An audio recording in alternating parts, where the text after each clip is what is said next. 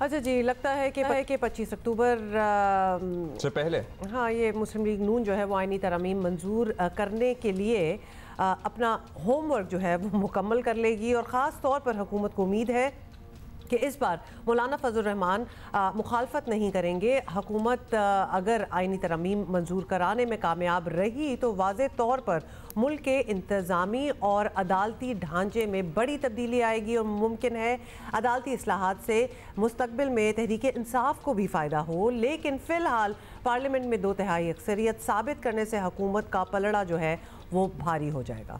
Senator Irfan Siddiqui صاحب ہمارے ساتھ موجود ہیں، سینئر رہنما مسلم لیگ نون کے۔ سینیٹر صاحب شکریہ۔ سینیٹر صاحب، پہلے بھی ظاہر ہے کوشش کی گئی، ویکنڈ پہ بڑا شو لگا، پھر ناکامی ہوئی۔ اس مرتبہ پھر کہا جا رہا ہے کہ تیاری ہے اور تقریباً مولانا بھی مان گئے ہیں۔ آر یو شور؟ مطلب کتنے کانفیڈنٹ ہیں آپ لوگ کہ اس مرتبہ جس تیاری یا جس ارادے کے ساتھ آپ سیشن بلائیں گے اس میں کامیابی حاصل ہوگی؟ جی بہت شکریہ آپ۔ خان صاحب آواز آ رہی ہے آپ کو؟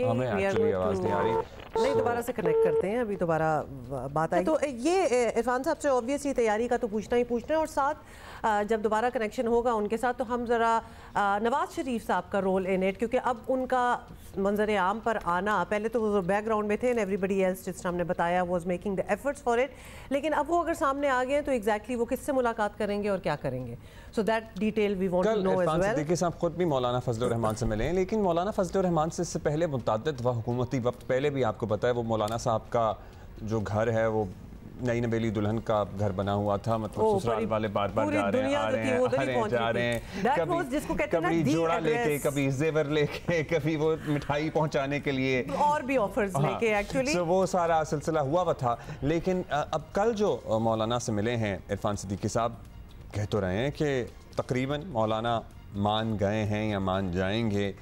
کن بنیادوں پر یہ دعویٰ کیا جا رہا ہے؟ کیونکہ دعوے تو پہلے بھی اس قسم کے کیے گئے ہیں، لیکن مولانا صاحب بھی بڑا کیٹیگوریکلی یہ کہتے رہے ہیں کہ کم سے کم یہ والی پارلیمان تو قطعی طور پر آئینی ترمیم کرنے کا مینڈیٹ نہیں رکھتی۔ اچھا، عرفان صدیقی صاحب سے تو ہم ٹرائی کر ہی رہے ہیں، لیکن ایک اور پرسپیکٹیو ہم نے لینا ہے، اور ہمیں جوائن کیا مرکزی سیکریٹری اطلاعات پاکستان پیپلز پارٹی شازیہ مری صاحبہ نے۔ اور شازیہ مری صاحبہ، آپ سے ہم یہی پہلے تو پوچھنا چاہیں گے کہ اصلاحات والی آئینی ترمیم کے معاملے میں یہ بالکل واضح ہو چکا ہے کہ مسلم لیگ نون نہیں بلکہ پیپلز پارٹی اس کیمپین کو لیڈ کر رہی ہے، تو پہلے تو یہی بتا دیں کہ پیپلز پارٹی کو اتنی دلچسپی کیسے ہوئی؟ بہت شکریہ جی۔ یہ بات درست ہے کہ پاکستان پیپلز پارٹی بہت کمٹمنٹ کے ساتھ، بہت پیشنیٹلی جو آئینی عدالتیں ہیں اس کے اسٹیبلشمنٹ پر کام کر رہی ہے، اور اس کی بنیادی وجہ یہ ہے کہ چارٹر آف ڈیموکریسی جب 2006 میں سائن ہوا، جسے شہید محترمہ بے نظیر بھٹو صاحبہ نے بھی سائن کیا، تو اس میں ایک کمٹمنٹ ہم نے اپنے لیے رکھی تھی کہ اس پر ہم کام کریں گے اور وفاقی آئینی عدالت کو قائم کیا جائے گا۔ میں یہ نہیں مانتی، آپ کے سوال میں جو پوچھا گیا ہے کہ نون لیگ کی اس میں وہ دلچسپی نہیں ہے، نون لیگ کی بھی دلچسپی ہے، کیونکہ انہوں نے بھی وہ چارٹر آف ڈیموکریسی سائن کیا ہے۔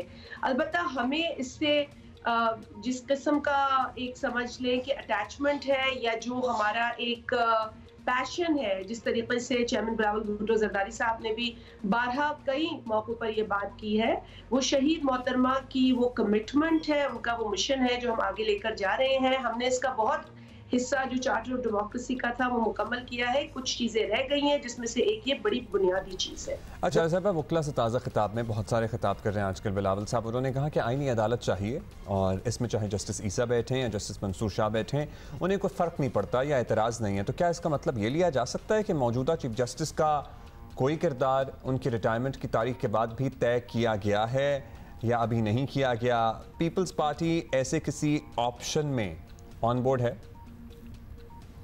آپ نے دو شخصیات کا ذکر کیا، وہ آنریبل ججز ہیں، ان کے حوالے سے بھی بلاول صاحب نے ہر بار یہ کہا کہ وہ دونوں آنریبل ججز میرے قابل احترام ہیں، بالخصوص اس وجہ سے زیادہ کہ 45 برس کے بعد انہیں شہید قائد عوام ذوالفقار علی بھٹو کا وہ فیصلہ सुनने को मिला जिसे उनकी वालदा भी ना सुन सकी। तो यकीनन ये एक बड़ी तकलीफदेह बात है। और जब उनको ये इल्ज़ाम दिया जाता है कि बिलावल साहब कोई पर्सन स्पेसिफिक काम कर रहे हैं, तो वो हरगिज़ गलत है, गलत तासुर दिया जा रहा है। मैं समझती हूँ कि ये एक प्रोपेगेंडा कैंपेन चलाई जा रही है और शायद ये उन मैं कहूँगी क्वार्टर से भी चलाई जा रही है जो नहीं चाहते कि इस मुल्क में आईनी अदालत बने, जो नहीं चाहते कि लोगों को इंसाफ मिले, जो नहीं चाहते कि ये जो झगड़ा एक अरसे से चला आ रहा है सूबों के हुकूक का, उनके राइट्स का, वो हल हो। तो मैं तो सिर्फ ये कहूँगी, पर्सन स्पेसिफिक ना बिलावल साहब ने कभी कहा है, बल्कि उन्होंने तो बड़ा कैटेगोरिकली कहा है कि ना मैं किसी के अगेंस्ट हूँ, ना मैं किसी के फेवर में हूँ। मैं तो इदारे की मजबूती और एक अच्छे इदारे के कयाम की बात कर रहा हूँ, जो कि वक्त की जरूरत है और पाकिस्तान की जरूरत है। फाइनली शाजी साहिबा ये भी बताइएगा कि पीपल्स पार्टी इस ख्वाहिश का इजहार कर चुकी है कि 26वीं आईनी तरमीम इत्तफाक राय से हो। बड़ी अच्छी बात है। इसके लिए तो ऑब्वियसली तहरीक इंसाफ भी साथ चाहिए और वो तो नहीं मान रहे बिल्कुल। तो फिर क्या तरीका सोचा है तहरीक इंसाफ को मनाने का, या फिर ये काम जो है ये सिर्फ मौलाना साहब पे ही छोड़ दिया है? देखिए, पाकिस्तान पीपल्स पार्टी सियासी डायलॉग में बड़ा गहराई रखती है और ये आज की बात नहीं है। आप पीपल्स पार्टी की पूरी हिस्ट्री उठा के देख लें। 1973 का आइन जो कि शहीद प्राइम मिनिस्टर जुल्फिकार अली भुट्टो ने दिया, वो मुत्तफिक का आइन था। मैं कहूँगी कि आज भी कुछ इमैच्योर लोग हैं जो समझ नहीं पा रहे हैं। मैं बेनिफिट ऑफ डाउट दूंगी, मैं नहीं कहूँगी कि शायद कोई साजिश है, लेकिन अगर मैं ना मानूं कि पॉलिसी रही इस मुल्क में इंसाफ के जो तकाजे हैं वो पूरा करने के इस अमल में हमारे रास्ते में रुकावटें डाली गई, तो यकीनन फिर नियतों पर शक होगा। लेकिन हमारी ये ख्वाहिश है कि तमाम पॉलिटिकल स्टेक होल्डर्स मिल बैठें, साथ मिलकर काम करें, कंसेंसस डेवलप करें और एक वफाकी आईनी अदालत का क़याम मुमकिन हम बना सकें। चलिए जी, लेट्स सी क्या होता है। बहुत शुक्रिया। इत्तफाक राय तो शायद मुमकिन ना हो, क्योंकि पाकिस्तान तहरीक इंसाफ का क्या मौक़िफ़ है, क्या स्टांस है, वो सबके सामने है इस पे। और मौलाना फजलुर रहमान के बारे में एक मरतबा हुकूमती हल्के और पर्टिकुलरली मुस्लिम लीग नून फिर से कॉन्फिडेंट नज़र आ रही है कि वो मान जाएंगे। अब क्या ट्वीकिंग की गई है मुसव्वदे में, ये भी बड़ा अहम है कि उसमें क्या रद्द-ओ-बदल किया गया है। जो कि बड़े एडमेंट थे एंड ही वाज नॉट, वो बिल्कुल आपको पता ही है कि पिछले हफ्ते तक तो जब हम इसी टॉपिक पे, ये टॉपिक चल रहा है काफ़ी अरसे से, तो हम बात कर रहे थे तो मौलाना बिल्कुल एडमेंट थे कि ये हो ही नहीं सकता। और उनके आपको पता है कि वो इस पार्लियामान के मैंडेट को तस्लीम नहीं करते और वो बड़ा बरमला इस बारे में मुतअद्दिद दफ़ा कह चुके हैं। और इसी पैराहे में वो ये भी दोहरा चुके हैं कि कम से कम ये पार्लियामान तो नहीं है इसके अहल के पार्लियामान आईनी तरमीम की जाए। सो अब क्या तब्दीली हुई है? एग्जैक्टली, तो व्हाट हैज चेंज्ड नाउ, ये ज़रूर पूछना है। और हमें इसके लिए इरफान सिद्दीकी साहब से बात इसलिए भी करनी होगी बिकॉज जिस तरह अब्दुल्ला आप भी बता रहे थे कि उनकी कल बड़ी लंबी चौड़ी मुलाकात हुई है उनसे। मुलाकातें तो हो ही रही हैं उनकी, लेकिन अभी रिसेंट हुई है और उसके बाद कुछ जिसको कहते हैं ना कि बात पिघली है। So what exactly transpired over there? 9 October type ज़राए से हुआ खबरें आ रही हैं। अच्छा, ये लग रहा है आपको? बिल्कुल आ रही हैं।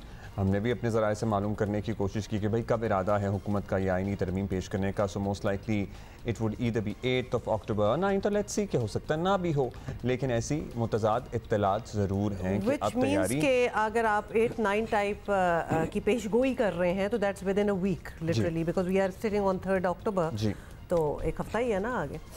अच्छा जी, अभी हम ब्रेक ले रहे हैं एंड रब्ता करने की कोशिश तो कर रहे हैं लेकिन हो नहीं पा रहा। हाँ, हो गया था थोड़ा सा, फिर जरा नहीं हुआ, अभी कोशिश करते हैं।